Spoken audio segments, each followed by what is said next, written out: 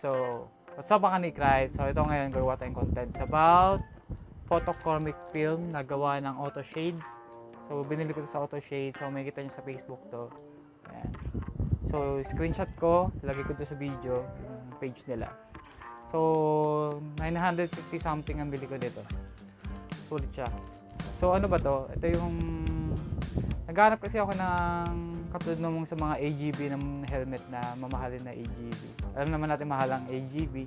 Pero may mga helmet sila na photochromic. Ibig sabihin, pag yung helmet o yung lens, yung lens na iilawan or naarawan, hindi siya nailawan kasi iba ilaw lang, iba yung sunlight. Pag naarawan siya, nagda-dark siya.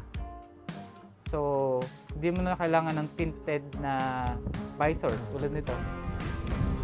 Mga ganitong visor na kapag ganito yung gamit mo, pag daytime okay siya, kaya lang pag gabi medyo hirap ka na makakita. Although makakita ka pa rin pero hindi na ganun kalinaw kasi nga dark lang talaga siya dito. Unlike sa mga nagda-dark tulad nito may mga photochromic film na effect na helmet, pag gabi clear lang siya. So, tinaray ko siya kanina. So, yun. Tinesting ko muna. So, makikita nyo dito sa video na to. So, ito yung itsura niya pag di pa naarawan. Yan o, clear. Ito tayo. Clear. Yan o. Sorry, makalat. Clear siya. Medyo naarawan na kasi kaya medyo nag-dark na. Pero pag iniwan natin sa arawan, yan. Lapagin natin sa sabot. Lapag. Antayin lang natin mga ilang segundo. Ayan o. Nagda-dark na siya. Na-dark siya. Hindi pa siya fully black. Depende kasi sa sunlight. Pero yan nyo, nagiging dark na siya.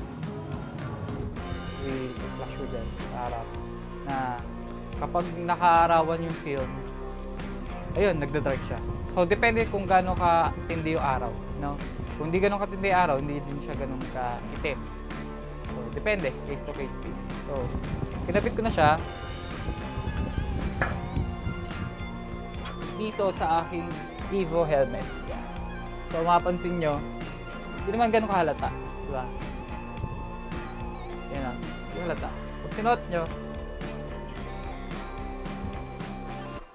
okay din naman. Okay lang naman. Di masyadong pansin yung pagka-film niya.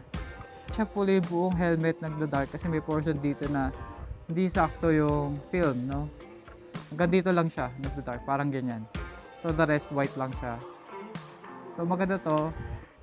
Lalo sa mga magbabayan ng matagalan na ayaw magtaas baba ng lens na visor na dark. So yun, maganda siya sa mga helmet na walang dark, walang second visor. Ito kasi meron pa rin naman. Gusto ko lang na yun, tamad lang ako mag-akit baba ng magpalit ng lens. So gusto ko ganun siya. So, parang astig. Gusto ko kasi pag daytime dark pa rin. Iba pa rin kasi dating ng helmet pag black ang lens pag daytime, di ba? So, ayoko naman ng pagdating ng gabi is madilim pa rin yung lens ko. Gusto ko clear na siya, di ba? Lalo pag naglo-long ride, di ba?